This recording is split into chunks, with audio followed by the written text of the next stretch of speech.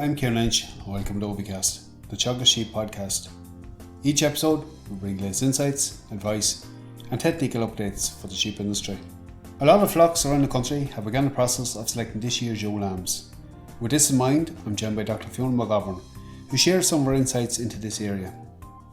We start off by discussing some of the recent findings and the key factors influencing ewe longevity. We move on to discuss the genetic component of a number of these key traits and how they influence production.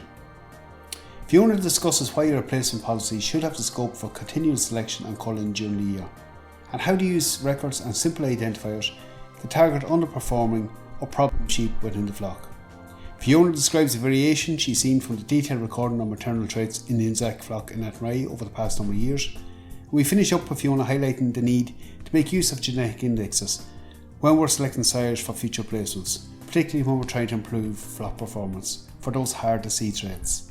This is the time of the year that a lot of farmers would start to focus on maybe what their lambs look like. Have they a nice bunch of ewe lambs coming forward? And for closed flocks, it's really important that you're selecting your most productive lambs, which will eventually become the mothers within your flock. And it is something that will influence in profitability performance for coming season. Maybe just to set the scene for us, I know there's been a recent study released. One of our colleagues, Dr McGovern, was involved in looking at ewe longevity in Irish flocks, and it's quite surprising some of the results from that. So maybe you'll just allude to some of them. It'll kind of outline the scene of where we are. Yeah, so Noreen published some work recently that looked at ewe longevity, so how long our ewes are lasting within the flock.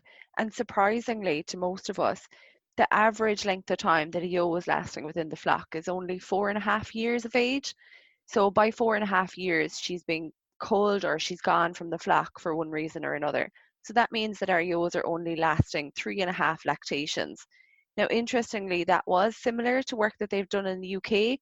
So I guess we are on par, but it just seems like a much shorter length of time than most of us would imagine. And that's the average figure. And look, as we often make the comment, average, it tells a lot, but it hides a hell of a lot too. Some of them ewes will be dropping out very early, and some of the problems that they drop out with, they cost us in terms of productivity, but they cost us in terms of labour intervention in many cases too. I'm thinking here in terms of mastitis, lameness, the difficult lambers, the barren ewes. A lot of these traits are very hard to see, and they really have a long-lasting impact, and there is a genetic component to them.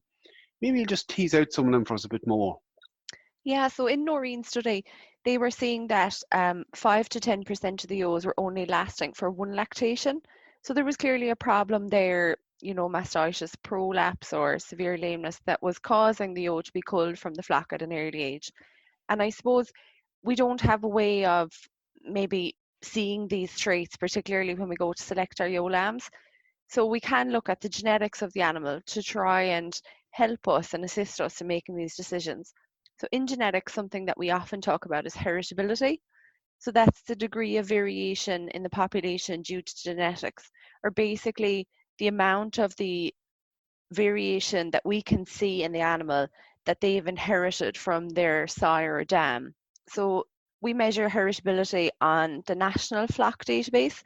And for some traits like live weight or growth rate traits, they have quite high heritabilities, so coming in at about 25%.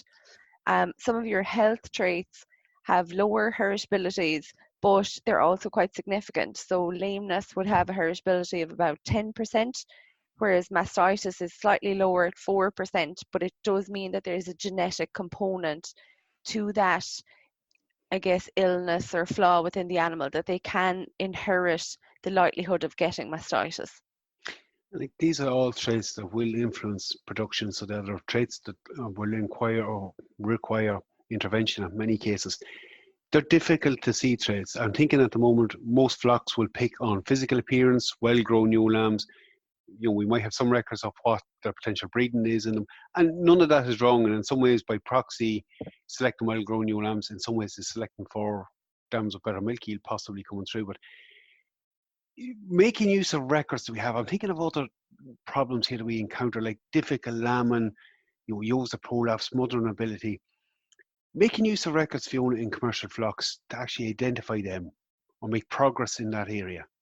How hard is that, or should we be doing something different? Yeah, so I think it is definitely something that all of us as farmers can look at, and it's probably not as hard as we might first think. So obviously within Athenry and in our INZAC flock, we're doing a huge amount of recording, and we're recording everything electronically. So I suppose that's the gold standard system where all our records of lambing difficulty, of prolapse and mastitis, they're all there for us, at the touch of a button, I guess. But on a farm, it can be no different. I mean, there are some simple approaches you can take to recording either your problem ewes so that you'll know their lambs, or maybe your best ewes, for the want of putting it. You can use like cheaper methods like tip tags or replacement tags in, ewe lambs that are coming from productive ewes that have had less lambing difficulty. They're not getting mastitis, they're not lame. Or you can just simply have a pen and paper, a notebook in the corner of the shed that you're jotting down information in. Maybe you're using the notepad on your smartphone. We're all accused of having one of those nowadays. So it's just really simple, whatever works for you, like a simple method of recording. And before you bring in your ewe lambs, maybe in the next few weeks to select replacements, just go back and have a look at that notebook. Read through those notes that you made.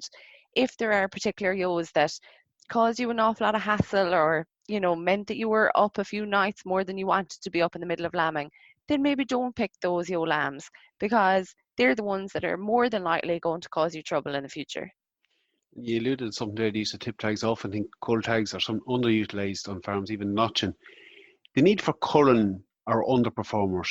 Like, to an extent, we know in every flock we have high performing ewes.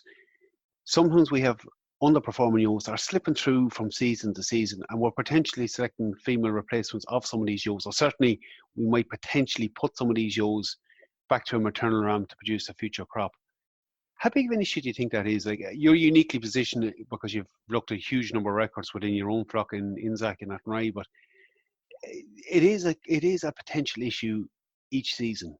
Yeah, so I think the passenger yo, I guess as we'll call her today, is something that we often forget about. There's a lot of focus on, selecting your best lambs and your lambs that look the best or are growing really well. But we often think about, like when we're culling, are we actually culling hard enough in our flocks? So are there ewes slipping through the net every year just to make up the numbers? But the problem is that these ewes could be the ones that are eating away at all of our time or, causing us more trouble in the spring when we're already really busy, or producing lambs that just aren't meeting their weight targets and are always falling behind the others. And I think in often cases, we've seen in our INZAC flock in Athenry, we could have a ewe, it's really well conditioned. She's had two lovely lambs. She goes out to the field, all is good. When it comes to weaning, all of a sudden the ewe only has one lamb. So she has, for some reason or another, most cases lack of milk yield, been unable to rear two lambs, even though physically there's nothing wrong with the ewe. And it's often those ewes that, again, when it comes around to selecting your cull ewes, will be in better condition, looking the part, and of course you're going to let her through the net. Why would you cull her if you don't know any different? It brings up just another issue, the whole idea of continual selection. I know there's some flocks out there that have worked hard to make progress on improving their ewe productivity, making it easier to work with flock. It's difficult to cull hard always, sometimes because we're not bringing in enough replacements, but there is a need maybe for continual selection of our replacements. Yeah, so if you're using tip tags or you're kind of earmarking lambs from lambing onwards, that's absolutely great, and we would definitely recommend doing that. But you need to continually look at those bunch of lambs. So inevitably there are always going to be some that just don't catch your eye or don't meet the growth targets. And that's perfectly fine, but I suppose you need to ensure that you're selecting enough at the start. So we would recommend a minimum of a 25% replacement rate. So in a 100 ewe flock, you're talking about 25 replacement ewe lambs coming in every year. Now, in order to have those 25, you probably need to be selecting or earmarking about 30% of your ewe lambs. So, you don't feel one or two dropping off for one reason or another. And I think it's important throughout the year, whether it's weaning or maybe later into the autumn when you're drafting lambs and so on, that you're observing the ewe lambs. How are they doing? Have they picked up lameness? You know, are they meeting their growth targets? Are they performing as good as they should? And if they're not, don't feel you have to hold on to them, but have enough there to start with. You give yourself that little bit of scope that if you need to go back, you can cull more. Yeah, exactly. Like sometimes we're good at selecting what we think is the best, but maybe, and I think it's probably an Irish trait, maybe we're not harsh enough at culling what needs to be culled. I'm just thinking, like, look, we touched on a number of aspects of INZAC earlier, but you're recording a lot more health traits in the past number of years. I know Sheep Ireland are as well within some of their own flocks they're working with. How do you see that? Maybe you'll allude to what all you're recording, but how do you see that having an influence on the indexes in the coming seasons? Yeah, so I suppose when Sheep Ireland began, which was over 10 years ago now, the first traits that they went after were the low-hanging fruit. So, your weight traits, your body condition scores, lambing difficulty, the things that are quite obvious. Now we've started looking more at some of our, I suppose, harder to measure traits. So lameness and mastitis, they're now included in the indexes since last year. Mastitis, we're also recording that, prolapse, lambing difficulty, poor mothering ability, lamb vigor. So the traits that I suppose are slightly harder to capture, but also have an impact not only on the labour requirement within the flock, but also maybe on, the level of antibiotics that you're using or your overall profitability. Like, I suppose we've kind of touched on a number of aspects of the maternal contribution to this, but you can allude there to what's going in the index. It's a bit early in the season before we start thinking about rams, but obviously they have a huge impact on your potential replacement. So if you're selecting a ram in the coming months, it's going to have a big impact to produce your replacements. Will have a big impact on flock productivity for a long number of seasons. What should we be looking for there? Yeah, so obviously, when we go to select a ram, whether it's to a breeder's yard or in the mart, the two things straight away that we decide are the breed of ram that we want to purchase, so whether it's maternal or terminal, and what the ram looks like. So we all have an idea of, the physical type of ram that we'd like to have within our flock. The problem is that there's an awful lot of stuff, like everything that we've just been talking about, that you can't actually see. And by looking at a ram, you're not going to have a clue if, his yos are going to be harder lambing or more prone to lameness or mastitis. So this is where the genetics really comes in as a tool that can help us in making our selection decisions. So, we would say, like, go with the physical attributes, obviously, but use the genetic indexes. They're there, they're freely available, and they just give us some of that extra information that might help us to pick an animal that's going to best suit our flock. Fiona, I think we've probably come full circle there with it. Looking at them hard to see traits that we won't identify for a number of years. It is something that now we have a bit more information on, certainly something we should make use of. Oh, definitely, without doubt, Kieran. Always good to get your insights, Fiona. Thanks very much for joining us. No problem. Thanks very much. Okay, a lot of very interesting points raised by Fiona. Again, selection of replacements has a big impact on future flock performance and profitability. Having a breeding policy with a bit more scope for continuous selection and culling is something that has a lot of merit. Again, making use of records and simple identifiers are all practical means that we can employ in flocks to improve performance. Great to see some work ongoing on the health traits and getting them incorporated into a genetic index, and again, it's something we need to pay attention to in the coming weeks when it comes time to purchasing new rams. That's it for this episode. Again, for any updates on the sheep program, keep an eye on our Twitter page at Teagasc Sheep. I'm Kieran Lynch. Thanks for joining us.